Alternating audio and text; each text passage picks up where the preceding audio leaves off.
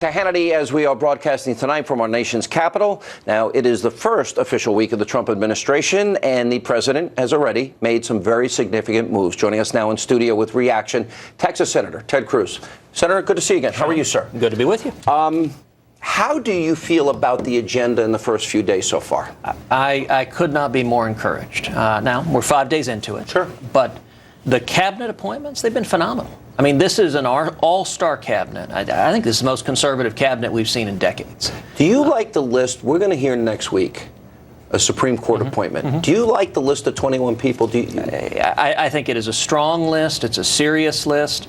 I am hopeful and encouraged. What I hope we see is the president. I'll see him Thursday. Should I say put Ted Cruz's name in there? I am very happy in the Senate. I think the Senate is going to be the battleground for this fight. And what I've encouraged the president and the administration to do is to go with someone with a proven track record. Historically, when we've gotten in trouble. This is Scalia's seat. We need an originalist in that seat. And we need, in the past, every time we've rolled the dice, every time someone says, trust me, but there's no paper trail. Wasn't good. It's been 100% of the time a train wreck. Let's assume for a second that Chuck Schumer follows through on his threat, which is he's not going to support anybody on that list.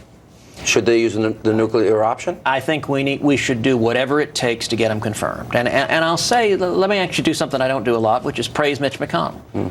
What Mitch has said to the Republican conference is he's encouraged all of us to go out and simply say, we will confirm President Trump's nominees. The Democrats will not succeed in filibustering those nominees. I think that's fabulous. I agree with him, and I look forward in the Senate to helping lead the fight. I've been critical of Mitch McConnell, too, and I think the fact that he held back. It was a big deal. Big deal. Big deal. Because it was a big issue in the campaign. Mitch McConnell and Chuck Grassley, they both stood strong, and they endured a lot of heat for it, and I enthusiastically praise them for leading on that issue. It really mattered. I don't think you and I disagree on many issues. So let's look at it through the prism of Donald Trump's agenda.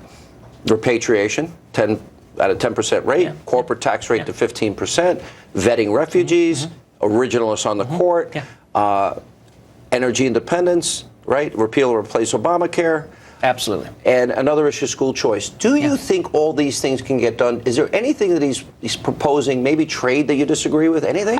Listen, I'm very encouraged. I mean, the platform that Donald Trump ran on in the general election was a conservative platform. On issue after issue, it was issues that you believe and I believe. But you had doubts. I mean, we know that. Sure. Yes. But I'll tell you, the week after the election, as you know, I flew up to New York, went to Trump Tower, sat down with him. That was important. And I spent 5.5 hours there. I mean, I spent most of the day with the president, with his team. And the message I conveyed to them was, listen, this is an historic opportunity. It doesn't happen often.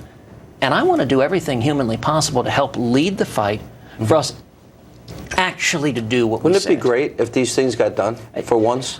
We've been talking about it forever. For too long. And the danger.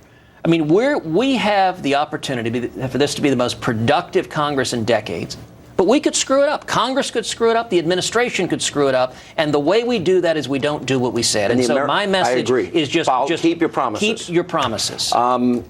You're pushing school choice in particular. If we send education back to the states, let them decide? Absolutely. And school choice, this is School Choice Week. I think school choice is the civil rights issue of the 21st century. President Trump nominating Betsy DeVos as education secretary, I mean, that was a bold pick. She's been a national leader on school choice.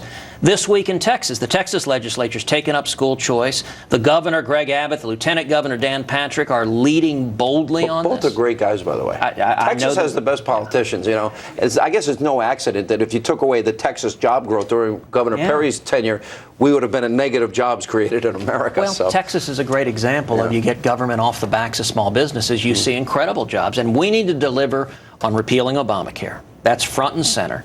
This year, President Trump is poised to have massive victories. If we repeal Obamacare, if we confirm a strong conservative Supreme Court justice, if we pass tax reform, dramatically simplifying the tax code, and if we pass the legislation that I've introduced with Lindsey Graham to cut off U.S. taxpayer funds to the United Nations, Love that. unless and until they reverse these anti-Israel resolutions. I agree Those with are you. massive victories for the new I'd like administration. to add energy independence. I think that's key to the economy. As a Texan, let me say hallelujah, hallelujah, hallelujah. Senator, great to have you back in studio. Good to Thank see you, you. Sean. Thank you, sir. All right, coming up, Sean Spicer.